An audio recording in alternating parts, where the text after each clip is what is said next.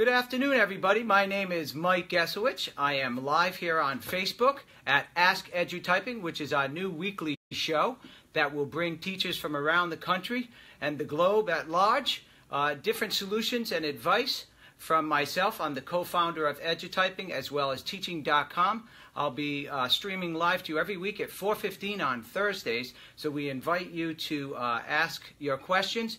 And if we don't get to your questions in today's show, please feel free to reach us at hashtag AskEdutyping through either Twitter, Instagram, or Facebook. We'll start each show each week with a tip of the week. And this week I picked a very basic tip, which basically is kind of a standard practice across the globe for keyboarding classrooms, whether you teach elementary, middle school, or high school. And regardless of how much time you can dedicate to keyboarding each day, what I recommend is that your students practice at least a minimum of 10 minutes per day.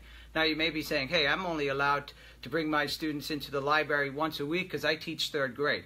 Well, the beautiful thing about web-based keyboarding software like Teaching.com and Edutyping is that you can have your students work from home or anywhere that has internet access. So again, practice 10 minutes a day. That's 7 days a week. That's 70 minutes of additional keyboarding practice, and your students are sure to become whizzes at keyboarding, both accuracy as well as their speed. So we're going to get started. I have one of my colleagues here, Robin, who will be reading this week's first question, which I will answer in a moment. Robin? Yes, our first question comes from Lori from Nebraska. Our keyboarding students come to us as 6th graders who have developed some very poor habits when it comes to their technique. They have had Chromebooks with little to no keyboarding training since 2nd grade, and instilling the need to use proper technique is a daily battle with many of them. What are your suggestions? Okay, well, that's a great question, Lori from Nebraska. I love your steaks. I was just in Omaha last year at a conference, actually presenting the product Edutyping at a tech conference. But nonetheless, what you've asked basically is a very common question. You have 2nd graders, 3rd graders, 4th graders who have no exposure to keyboarding, yet they're being asked to type different papers and different assignments.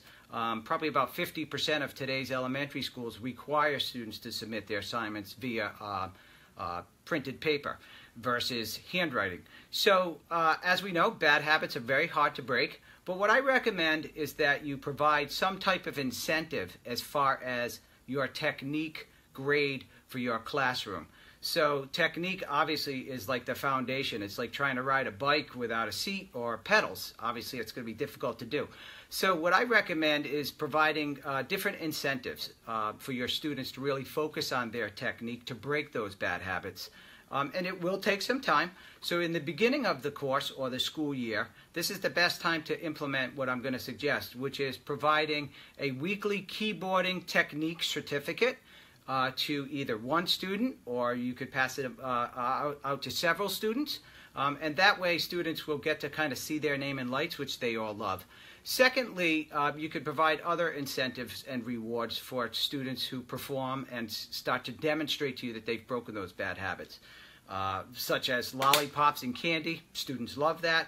And you could just walk around your classroom as a facilitator and just put these on their desk and say, hey, nice job. Your feet are flat on the floor. You're sitting up straight and your hands are on the home row key. And the last recommendation that I make is that you weigh percentage-wise a much higher percentage on technique, especially in the beginning of the course. So many keyboarding teachers will count technique grade as maybe 10 or 20%.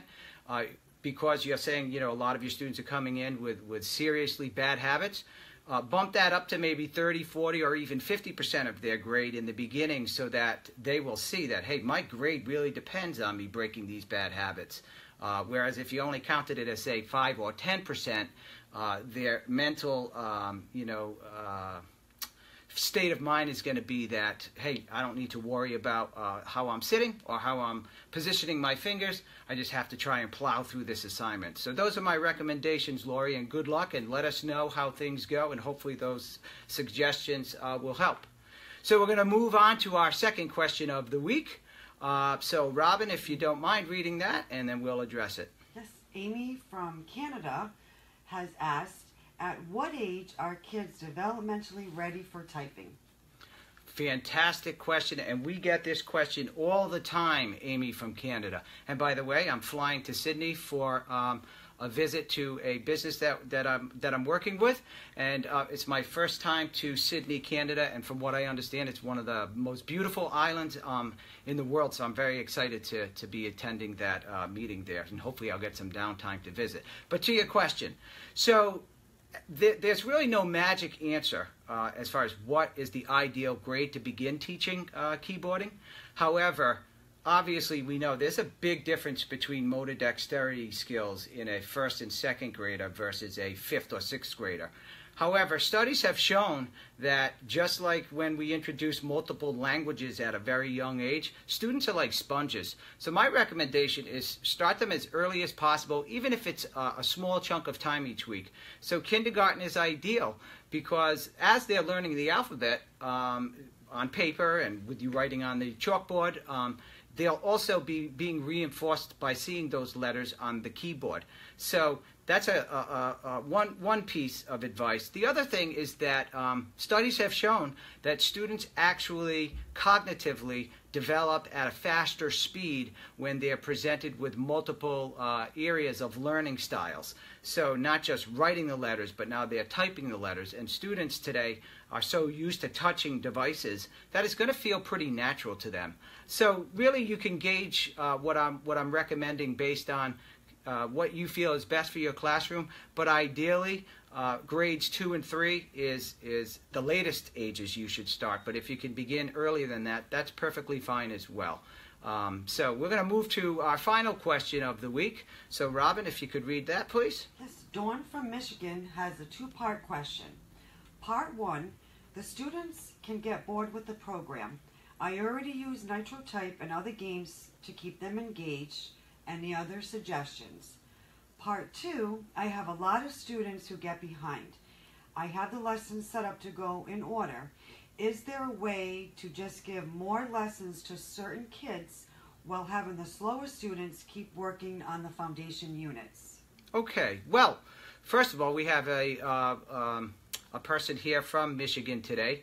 Her name is Lisa, and I forgot the town she's from, but we'll be visiting Michigan as well in the late spring at a technology conference.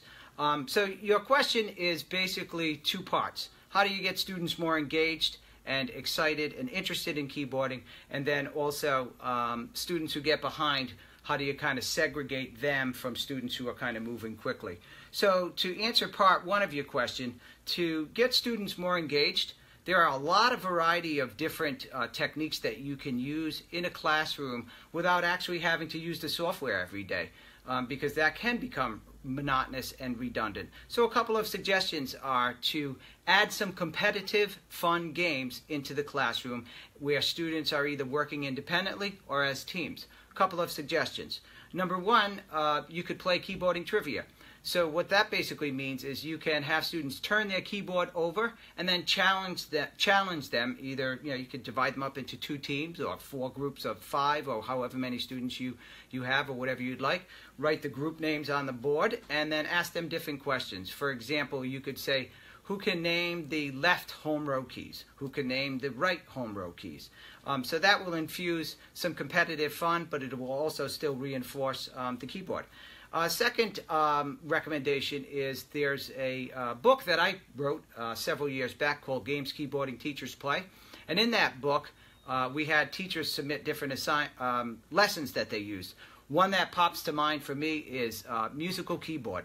And basically you play that like musical chairs. So what you do is you pick a song that's appropriate for the classroom, have students sit together, one stands, one sits, a song begins to play, they key the lyrics, you have a timer that goes off, say after 30 seconds, the students switch places, and your student B picks up where student A left off in the song, and then after a certain period of time, you could have them do that for on and off for say a minute each for about 5 to 10 minutes, and then have them print the assignment, or you can just visually check on the screen, and you would measure their speed as well as if they made any mistakes for accuracy, and then come up with a grading system, and then let the students know who the most accurate and fastest team typer was.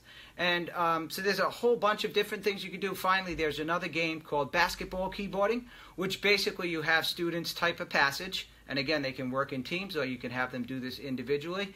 And if they say finish a 3-sentence paragraph with no mistakes, that's like getting a 3-point shot. If they make one mistake, that's like getting a 2-point shot on the basketball court. And if they make more than, say, 3 or 4 errors, you can kind of determine this based on what grade you teach.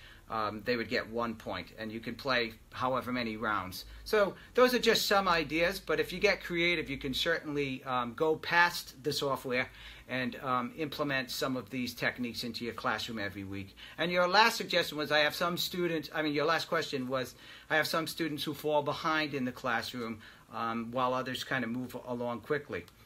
In Edutyping and in Teaching.com, if you're using either of those programs, you can set up 2 separate classes for the same class. What I mean by that is, let's say it's a period 2 keyboarding class. So you can have period 2 A and period 2B. Move those students who are kind of brisking along nicely into the first class, which would be class A. And then class B, you would have your students who might be lagging behind a little bit. And then what you can do is customize the curriculum accordingly based on their skill set. This will be completely transparent to the students. They'll have no idea that they're in separate groups, but yet it will allow you to either add some additional reinforcement or practice library or news event articles for the students that are kind of moving ahead a little bit quicker. And then those who are lagging behind a little bit, you can just kind of not give them those additional assignments, and they will basically, not know the difference other than, hey, I've got to complete the lessons that were assigned to me, while those other students who are moving a little bit more rapidly will be able to kind of stay at their same pace. So that is all we have time for this week, but I thank you for tuning in to our first Ask Edutyping show. And again, if we didn't get to your questions, you can submit them at any time all week through hashtag AskEdutyping through either Facebook, Twitter, or Instagram. And please be sure to visit our blog at Edutyping.com. There's a little blog button, or it's blog.edutyping.com, and you will find a lot of activities. We have a wonderful, 2 wonderful teaching guides on how to teach elementary keyboarding and how to teach secondary keyboarding. And we update that blog on a regular basis. We are passionate about what we do here at Edutyping and Teaching.com. And as a former educator myself, it is my goal each week to bring you the best advice possible. And but just remember, the best advice ever given is that you don't have to take the advice that somebody gave to you. So we'll see you next week, folks, and thanks for tuning in. Take care.